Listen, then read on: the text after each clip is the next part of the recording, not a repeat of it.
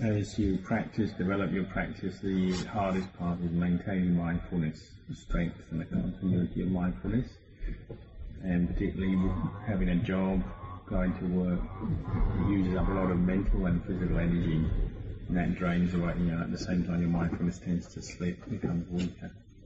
So your main goal or task is to try and maintain mindfulness through the day. As you work, keep coming back to the present moment, keep establishing mindfulness. As you learn to do that, then when you come to do formal sitting, walking meditation, maybe in your free time, you'll be able to maintain more concentration, more calm. And if you really manage to do that, be able to maintain your mindfulness at work, and can come home and keep practicing more, you'll get very good results. It will go very well. Okay. Could you ask Ajahn about 32 parts of the body? Been doing that practice on the way to work, on the way home from work, and I do Vipassana at home. I sit for Anapanasati and then Vipassana at home. But the 32 parts, the way I'm practicing at the moment is I'm going through them, forward, backward, backwards, forwards, forwards, backwards, backward, forwards, and trying to imagine them in my mind. I'm just wondering if that's actually the right way, because I'm not sure if I'm actually getting any traction with that. You just haven't done it enough. You need to keep doing it. The 32 parts, as you've described, keep doing that, and sooner or later you'll start to get more peace from that, more calm, more calm. So is that the right way to do it, in terms of imagining the parts of the body? So the head hair, the body hair, and then the insides and the bone marrow, that sort of stuff. You might, for instance, suggest you're doing the right thing. For instance, you take the hair of the head. Okay, so you're sitting down, you might visualize it, what it looks like, an individual hair, the mass of the hair, how it is over time. So like, every day it gets a little bit dirtier, greasier, and then you have to wash it. You're just running through like that, both visualizing and thinking about it, contemplating in that way. Okay. And the other kammatthana that I've been practicing is contemplation of death. And I'm just wanting to know if Ajahn has a particular way, because the way that I'm doing it at the moment is simply to recite something that I've read in the Dhammapada, which is about the body being like a clay pot. This body will lie on the earth one day without life, without value, as useless as a burned log, and trying to use that to spur a sense of urgency in my practice. But I'm finding that there's friction there in terms of it becoming a bit anxious, because I understand this is such a valuable life that we have, or that I have, and I don't want to waste it. So I'm trying to find the balance between doing that practice such that it's beneficial as opposed to a source of anxiety. You have to use the death reflection, particularly with your current life situation. Like reflect, when you die, what can you take with you? Nothing of the material world. The money you earn, the possessions you gain, the people you love, you can't take any of them with you when you die. Keep contemplating like that to boost your urgency to meditate, to practice, to get a sense of what practice is more important than anything else.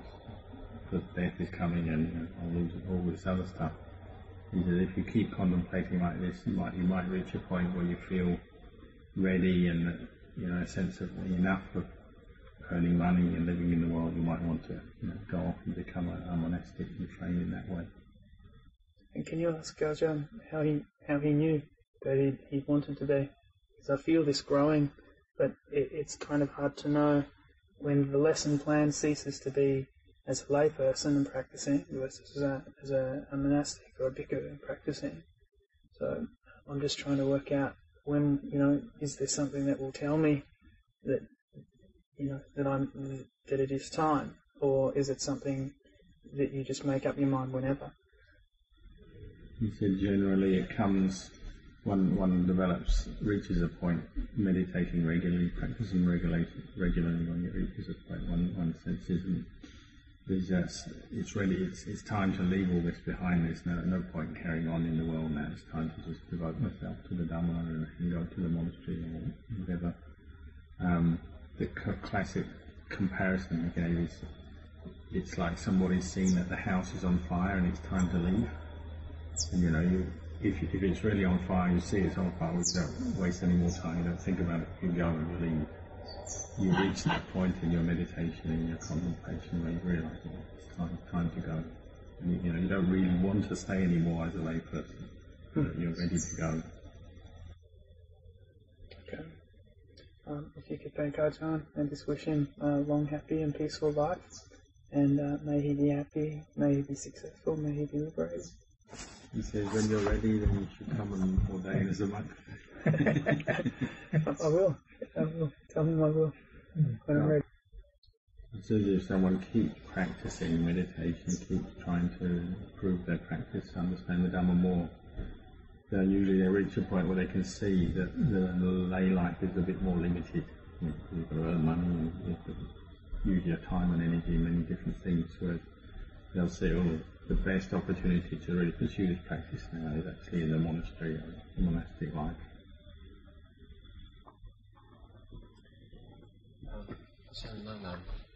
I suppose the core of really what's going on inside of me all the time is I've got all this criticalness inside of me.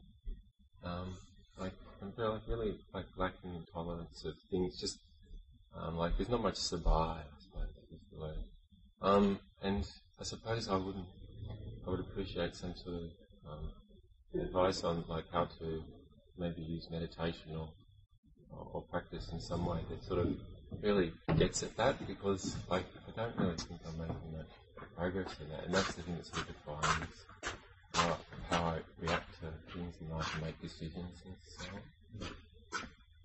That makes sense. It's really a matter of training. You seem to understand your own character. Once you understand your character, you have to train to deal with particular weaknesses, say if it's the fault-finding mind or the critical mind.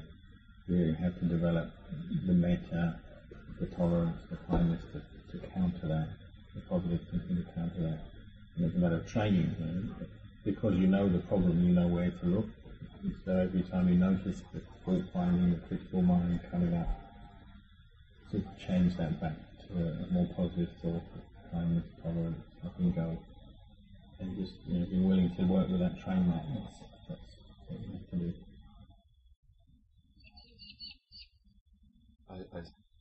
Thank you. I suppose my perception of my experience with staying in monasteries sometimes is often, if I'm not around the big Ajahn, who has lots of metta, if I'm just around my peers, there's this sort of the critical, the perfectionist stuff that I'm talking about. It seems to make things worse, and in that situation, it doesn't sort of help. It doesn't help me chill out. It sort of makes it worse, and I suppose that's one thing that I'm shying away from getting more involved because of that. I like hanging around with the Ajahns because they got lots of metta, but there seems to be an increasing it sort of makes my criticalness worse, or the critical perfectionist attitude, because everything has to be thinking. He says maybe don't aim too high, expect to completely rid yourself of this quality or this habit overnight. Aim just in the present moment, day by day or period by period, just work on shorter periods. Maybe when you wake up in the morning, say you're staying in a monastery and you know your tendency to go out, you finding fault with others or getting caught into different kinds of aversion. Just make your resolve, well, for this morning, I'm not going to give in to the fault-finding mind. And obviously you also have to bring up the reflection on metta and how you can really bring out a sense of metta into your heart and try and maintain that for the whole morning. So you go back to your hut or your rest place and you have a rest, and in the afternoon you do it again. But for this afternoon I'm not going to give in to this fault-finding mind. And obviously it might keep returning, and you just know it. That's already half the job. It's just knowing any kilesa, any kind of mental defilement. Knowing you have to know it first before you can abandon it. So the fact that you're aware of it already, you just keep that in as your short-term goal is just to know it, and then, okay, in this period of time I'm going to try, say for one day or half a day, not to give in to it, and just keep working like that, keep training yourself in that way. But don't expect, I've got to get rid of all this fault-finding mind, critical mind in one day, or you're not going to be able to do that. It will be more practical. This is the core of the practice, so it's not something that one's going to just sort of pass over very quickly. It's very much going to be a long-term practice, getting to deal with one particular character wisely. And the Buddha said that what we're developing is called right thought, right attitude, sammasankappa. And for some people, it's their tendency is towards sensuality, lust and sensuality of different kinds, and they're always having to pull their mind back from that using super and contemplating and vipassana. Other people tend more towards dosa, aversion, negativity, so they're having to pull their mind back with metta. But the aim, whatever your particular character, it's always to be developing this mindfulness, knowing the mood, the particular habit of mind, the way you think, the mood, the mental state, and then finding a way to counteract it, to balance the mind, bring it back to this place of balance in the middle. So it's just knowing things, but not following the mood. It could be the mood of sensuality, it could be anger. And learning to be established mindfulness and bring the mind back just to the place of mind, and not giving in to the mood, not following it until it's open. 36. I feel like 14 years in building. He says you can still ordain. He says it'll never be that you'll be able to get beyond this and then you'll be ready to come in the monastery. It's something you have to come and work through. And that's the whole point of the monastic training, the life is to work through these things.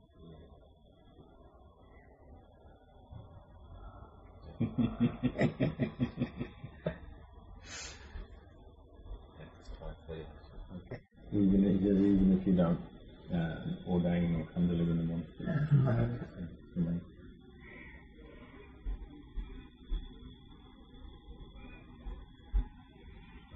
Here's a monastery very similar.